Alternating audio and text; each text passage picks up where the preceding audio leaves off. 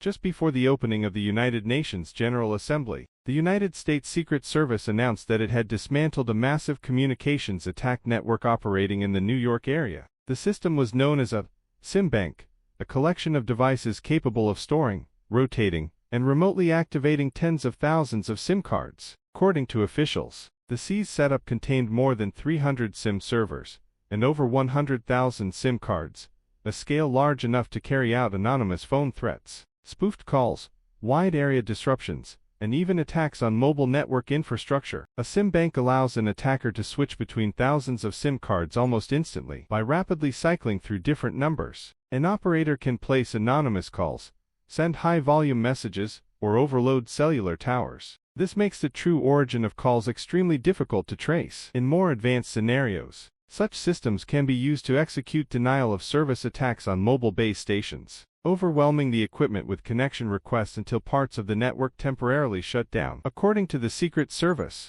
this particular SIM bank posed an imminent threat to protective operations and may have been used to target U.S. government officials. Early forensic analysis revealed communications between a state-level threat actor and individuals already known to federal law enforcement. Although the investigation is ongoing, this connection suggests the system may have been operated by or in coordination with organized threat groups. The devices seized in this operation were commercial communication appliances manufactured by an overseas technology company. These systems are typically marketed as SMS and voice gateway solutions, designed for legitimate use cases such as call centers and bulk SMS distribution. Each unit sells for roughly $3,700, about 550,000 yen, and can manage dozens or even hundreds of SIM cards simultaneously. While intended for lawful business purposes, such devices become powerful tools for criminal organizations when misused. SIM bank-based schemes have been observed worldwide. In one notable case,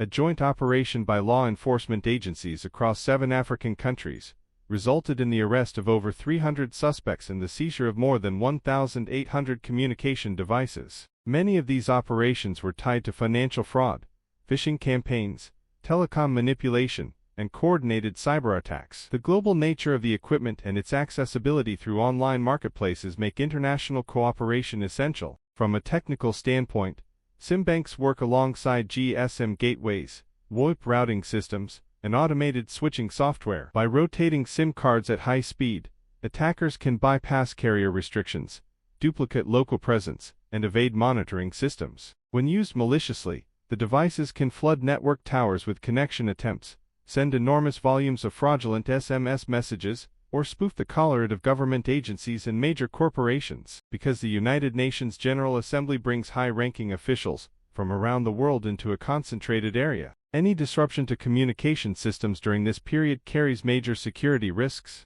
A single false emergency call or coordinated signal interference could cause confusion, delay critical responses, or compromise protective operations. This is why the Secret Service treated the seizure of this SIM bank as a priority action. While SIM banks can serve legitimate commercial purposes, the same technology also enables sophisticated criminal activity. They can support phishing schemes, financial fraud, extortion, spam networks, political interference, and network-level sabotage, all while masking the true source of the communications. As modern society relies heavily on mobile infrastructure, the misuse of such tools poses a direct threat to both individual safety and national security. This incident highlights the evolving challenges of communication security. As technology continues to advance, the line between beneficial innovation and potential abuse becomes increasingly thin. Law enforcement agencies worldwide are intensifying efforts to identify and dismantle large-scale SIM bank operations before they cause widespread harm.